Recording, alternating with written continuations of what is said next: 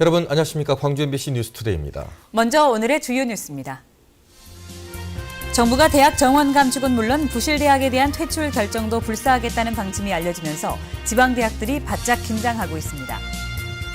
남학신도시 택지개발의 마무리 단계인 오룡지구가 올해 착공됩니다. 오룡지구는 교육과 스포츠 중심의 수변 생태도시로 탄생됩니다. 내년 1월로 다가온 호남고속철도 개통을 앞두고 광주시가 의료와 쇼핑 등의 여구의 유출을 막기 위해 대책을 마련하기로 했습니다.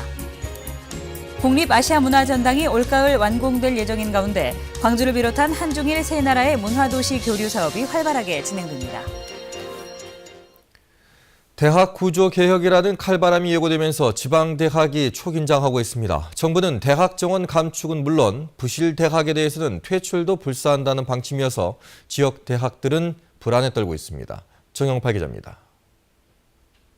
교육부가 마련하고 있는 대학 구조 개혁의 핵심은 정원 감축입니다.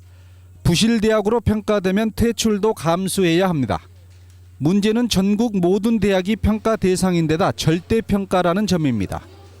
현재까지 3등급 또는 5등급으로 나누어 평가한다는 안이 제시돼 있지만 무엇을 어떻게 평가할 것인지는 안개 속입니다. 결국 정원 감축의 경우 지방대학과 전문대학이 주 대상이 될 것이라는 우려가 큽니다. 대학 진학 희망자들이 수도권으로 몰리는 점을 감안하면 충분히 예견되는 상황입니다. 대학의 역할과 기능을 제대로 정립하고 그런 기능들을 그리고 경쟁력을 높여줄 수 있는 방향, 이걸 찾아야 된다고 하는 것이 우리가 기본적으로 나누었던 얘기입니다. 특히 정부가 대학 구조 개혁에 개입하지 않고 시장 논리에만 맡긴다면 전문대학이나 지역대학만 구조 개혁의 칼바람을 맞게 될 것이라는 지적입니다. 이럴 경우 지역 균형 발전과 지역 경제 발전 정책 측면에서 수도권과 비수도권 간에 심각한 불균형을 낳을 수밖에 없게 됩니다. 여기에 대한 지속 가능한 국가 발전, 지역 균형 발전, 그걸 하기 위한 가장 효과적인 방법이 뭐냐면은 지역대학 육성이거든요.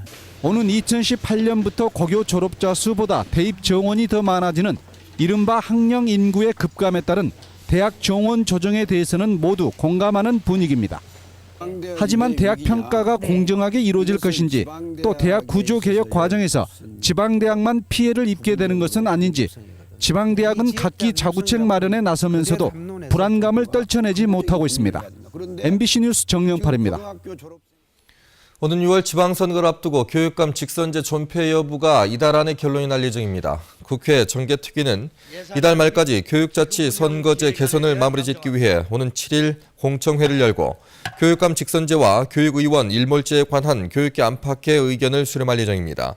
새누리당은 교육감 후보와 시도지사 후보를 공동 등록하는 방안을 검토하고 있고 민주당은 교육감 선거에 정당이 개입하는 것을 반대하는 것으로 알려져 있습니다. 교총은 교육감의 전문성과 독립성을 보장하는 특별 법안을 국회에 요구했습니다. 민주당 지도부가 새해 벽두부터 광주를 찾았습니다. 5.18 묘지를 참배하기 위해서인데 더 큰 목적은 안철수 바람을 차단하는 데 있는 것으로 보입니다. 보도에 윤근수 기자입니다. 김한길 대표를 비롯한 민주당 지도부가 국립 5.18 묘지를 찾았습니다. 원내대표와 최고위원, 광주 전남의 국회의원과 단체장들도 총출동했습니다. 민주당 지도부가 새해를 맞아서 5.18 묘지를 참배한 건 민주당과 열린우리당이 나뉘어 있던 지난 2007년 이후 7년 만입니다. 지방선거 승리를 다짐하는 동시에 호남에서 불고 있는 안철수 바람을 차단하기 위한 포석으로 보입니다. 김한길 대표는 민주당에 대한 질책의 목소리를 잘 알고 있다며 변화하는 모습을 보이겠다고 밝혔습니다. 호남에 사랑하는 우리 지지자들께서 하시는 말씀 경청하고 있고 그분들의 뜻 충분히 헤아려서 통큰 변화로 새로운 민주당의 모습을 보여드릴 것입니다. 방명록에도 뼈에 사무치게 절실한 마음과 담대한 변화로 희망을 향해 전진하겠다고 썼습니다. 서울에서 신당 설명회를 연 새정치추진위원회는 윤장현 공동위원장을 필두로 하루 늦게 5.18 묘지를 참배하기로 했습니다. 새누리당은 광주시당 차원에서 5.18 묘지를 참배하고 광주에서 희망을 일구겠다고 밝혔습니다. 해가 바뀔 때마다 붐비는 5.18 묘지지만 특히 지방선거를 앞둔 올해는 정치인들의 참배 경쟁으로 벽두부터 달아오르고 있습니다. MBC 뉴스 윤근수입니다. 국회가 휴회기에 들어감에 따라 민주당 시도지사 후보군들의 경쟁이 한층 가열될 것으로 보입니다. 광주시장 후보로 거론되고 있는 민주당 이용섭 의원과 강기정 의원은 국회 임시회가 오늘 폐회함에 따라 광주에서 시민 의견을 수렴하며 선거 출마 여부를 저울질할 예정입니다. 전남지사 선거의 경우는 김영록, 이낙연, 주승용 의원 등이 일찌감치 사실상의 선거운동에 들어간 가운데 저축은행 비리 사건에서 무죄를 선고받은 박지원 의원이 새로운 변수로 등장하면서 경쟁이 한층 뜨거워질 것으로 전망됩니다. 남학 신도시 택지 개발에 방점을 찍는 오룡지구가 올해 착공됩니다. 오감 남학지구와는 차별화된 교육과 스포츠 중심의 수변 생태 도시가 조성됩니다. 문현철 기자가 보도합니다. 경기 침체 등으로 당초 계획보다 10여년 늦어졌던 오룡지구가 마침내 올해 첫 삽을 뜹니다. 오룡지구 택지 개발 사업 규모는 270만 제곱미터. 오는 2021년까지 3단계로 나눠 개발되며 1단계 조성 공사가 오는 3월에 착수됩니다. 이 3단계 사업은 1단계 사업 추이를 봐가며 연차적으로 착수할 예정입니다. 수변 생태 도시를 내세운 오룡지구는 8,300여 세대, 2만 1,000여 명 규모의 신도시로 건설됩니다. 오감과 남학이 업무, 상업, 문화에 치중한 반면에 오룡은 주거와 교육, 스포츠 시설에 초점을 맞췄습니다. 앞으로 오룡지구를 품격 있고 친환경적인 명품 도시로 개발해 나가 도시개발의 롤 모델이 되고 전남의 랜드마크가 될 수 있도록 최선을 다해 나가겠습니다. 오룡지구 착수로 오감 남학을 포함한 남학 신도시 택지개발 1단계 사업이 모두 마무리됩니다. 그런데 최근 부동산 경기 침체와 맞물려 분양 전망에 대해선 시각이 엇갈립니다. 인근의 임성지구와 준공 시점이 2020년대 초로 겹치고 두 지구를 합쳐 공급주택이 14,000여 세대나 됩니다. 대규모 인구 수요가 없는 상황에서 목포시나 개발공사 양측 모두 적지 않은 재정 부담을 떠안을 수 있다는 지적입니다. 반면에 이들 두 개 지구에 아파트를 지을 즈음에는 현재 남아도는 미분양 아파트와 택지가 모두 소진될 것이란 전망도 나오고 있습니다.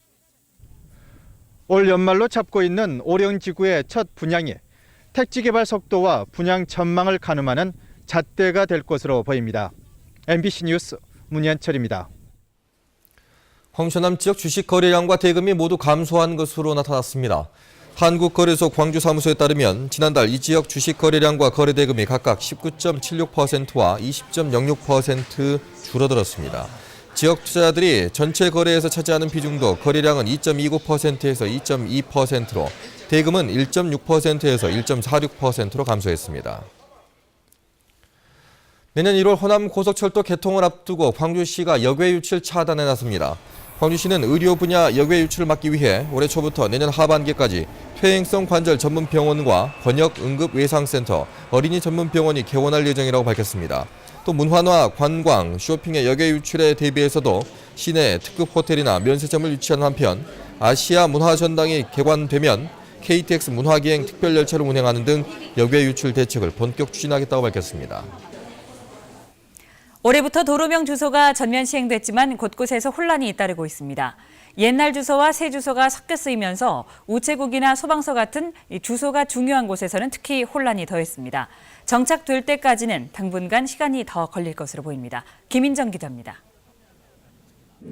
도로명 주소 본격 사용 첫날. 한 우편물에도 보내는 사람엔 새 주소가, 받는 사람엔 옛 주소가 쓰여 있는 등 뒤죽박죽. 아직은 옛 주소가 더 익숙한 건 집배원도 마찬가지입니다. 기본적으로 예전에 번지를 다 숙지하고 있었기 때문에 또 새로운 것에 변화가 되어지는 거잖아요. 거기에 대한 어려움인지. 119 상황실에도 여전히 옛 주소로 신고하는 전화가 빗발칩니다. 네, 안녕하십니까. 119 상황실입니다. 예, 여기 지산동 삼성아파트 앞인데요. 어디요? 지산동이요? 예, 삼성아파트 앞인데 사람이 쓰러져 있어가지고 신고했습니다. 119 출동 혼란을 피하기 위해 신고 위치도 아직까지는 옛 주소와 새 주소를 동시에 사용합니다. 신고자들이 아직까지 신고하실 때 집원으로 신고하는 경우가 많습니다. 홍보가 아마 잘 되어 있는 줄 알고 있습니다만은 아직까지 지속적으로 해야 될 것 같고. 시민들도 아직은 새 주소를 어색해하고 불편해합니다. 옛날에 그 주소가 익숙하잖아요. 근데 이번 지금 주소는 얻는 이렇게 친근감도 없고 이렇게 좀 거리감이 멀게 느껴지고. KT와 안전행정부가 제공하는 홈 주소 변경 서비스로 한꺼번에 고지서를 새 주소로 변경할 수 있지만 신청자는 12월 한 달간 전국적으로 7만 명에 그치고 있습니다. MBC 뉴스 김민정입니다. 한시기구로 출범한 광주 트라우마 센터가 상설 기구가 될 것으로 보입니다. 광주시에 따르면 올해 정부 예산안에 광주 트라우마 센터 건립비 60억 원 가운데 30억 원이 안전행정부 예산으로 반영됐습니다. 광주시도 트라우마 센터를 별도 법인으로 설립하는 방안에 대해 연구 용역을 맡겼고 시유지도 제공하기로 함에 따라 내년 6월 말까지 한시기구로 출범한 트라우마 센터가 상설 기구화할 가능성이 높아졌습니다. 광주시가 올해 사회복지 공무원 54명을 신규 채용합니다. 이번 채용은 오는 10월부터 수급자 통합 조사 관리 업무가 시작되는 데 따른 것으로 다음 달 10일부터 14일까지 자치단체 통합 인터넷 원서 접수 센터나 광주시 홈페이지를 통해 응시 원서를 접수하면 됩니다. 올 한 해 광주 문화계에는 굵직한 일들이 많습니다. 국립아시아문화전당이 올가을에 완공되고 광주를 비롯한 한중일 세 나라의 문화도시들이 교류 사업을 진행합니다. 아시아 문화중심도시 조성의 오랜 꿈을 구체적인 실체로 드러내야 하는 중요한 해가 될 것으로 보입니다. 박수인 기자입니다.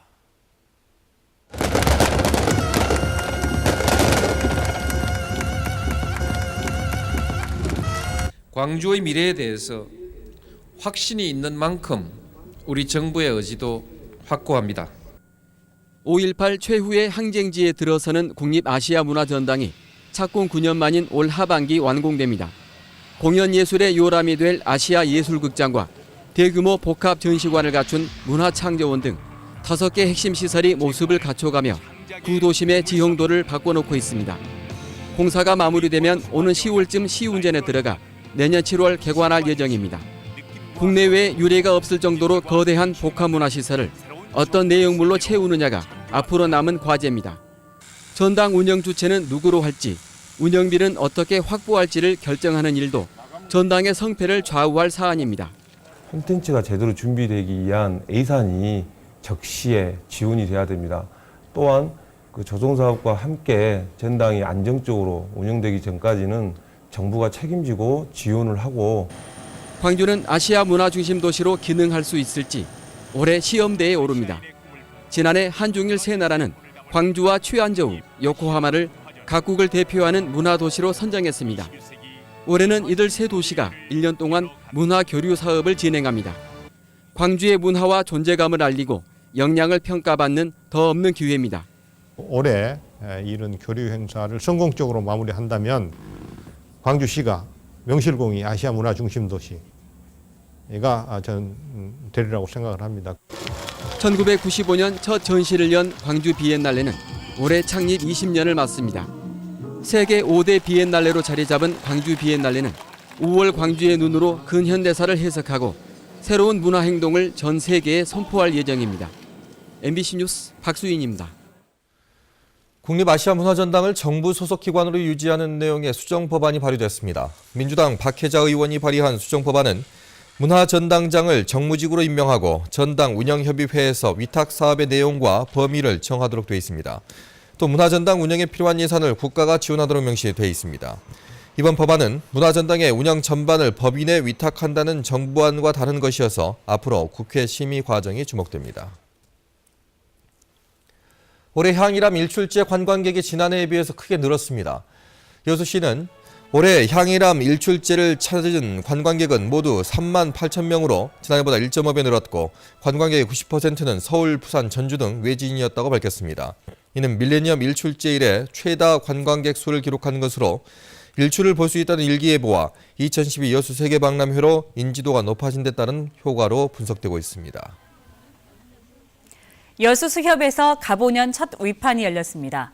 어민들은 올 한 해 무사 안전과 만선을 꿈꾸며 수산도시의 새벽을 열었습니다. 나현우 기자입니다. 바다에서 잡아올린 생선들을 둘러싸고 경매가 한창입니다. 수십여 명의 중도매인들은 경매인에게 손짓하며 가격을 끌어올립니다. 여수수협 위판장에서 열린 갑오년 초매식. 새해 첫 경매에 나선 어민들은 저마다 풍어와 만선을 기원하며 새벽 위판장을 열었습니다. 어민이 한 사람도 다른 포부가 뭐 있겠습니까? 많은 고기를 잡아서 많이 팔고 그래서 많이 기쁨을 누리면 좋죠. 위판에 앞서 열린 초매시기는 어민들의 안녕과 풍어를 기원하는 제사와 함께 오색 깃발이 전달됐습니다. 지난해 어획량이 줄어든 데다 일본 방사능 오염 문제로 어류 소비가 급감하면서 어려움을 겪어왔던 수산인들은 올 한 해만큼은 별탈 없기를 소원합니다. 전국 수협 최대 규모의 위판 시설이 갖춰지면서 올 한 해 위판 목표액도 지난해보다 12% 오른 1,710억 원으로 높였습니다. 작년 한 해는 좀 어려웠습니다. 올 한 해는 대풍이 나고 생산자가 웃고 소비자가 저렴한 가격에 받을 수 있는 그런 한 해가 됐으면 합니다. 갑오년 새 수협 위판장은 풍어와 만선에 대한 기대감으로 첫날부터 활기가 넘쳐나고 있습니다. MBC 뉴스 나인호입니다. 기아 타이거즈가 새로운 외국인 투수로 일본 다승왕 출신 데니스 홀튼을 역임했습니다. 기아 타이거즈는 미국 출신의 우한 정통파 투수인 데니스 홀튼과 30만 달러의 계약을 맺었습니다. 홀튼은 재작년 일본 리그에서 19승을 올려 다승왕을 차지했고 체인지업과 커브 등 변화구 제구력이 뛰어난 것으로 알려졌습니다. 기아는 홀튼과 하이로 어센시오, 브렛 필 등 3명의 외국인 선수와 계약을 마무리지었습니다. 다음은 희망 2014 이웃돕기 성금을 보내주신 분들입니다. 광주 남구 봉선이동 모아 엘가 주민이 20만 원, 봉선이동 무등 1차 아파트 주민이 70만 5천 원, 봉선이동 금호 2차 아파트 14통 주민이 88만 1천 원, 봉선이동 금호 2차 아파트 15통 주민이 87만 2천 원, 봉선이동 한국 아델리움 1차 주민이 26통 주민들께서 57만 원, 봉선이동 한국 아델리움 1차 27통 주민이 67만 원, 봉선이동 남양 휴튼 1차 아파트 주민이 40만 원, 진월동 고운 하이플러스 2차 아파트 주민이 57만 1천 원, 진월동 진화 하이빌 1차 아파트 20통 주민이 53만 원을, 진월동 삼익 1차 아파트 주민이 60만 원, 진월동 현대 3차 아파트 31통 주민이 44만 원, 진월동 29통 주민 5만 원, 진월동 세안아파트 주민이 78만 원, 노대동 휴먼시아 3단지 아파트 43통 주민이 10만 원, 광주 동성고등학교 3학년 4반 학생이 7만 원, 광주 광산구 하남 중고자동차 매매단지 사원협의회에서 25만 5천 원, 도산동 이진 씨가 10만 원, 도산동의 유대식 씨가 10만 원, 도산동 박흥렬 씨 5만 원, 도산동의 김병호 씨가 5만 원을 보내오셨습니다.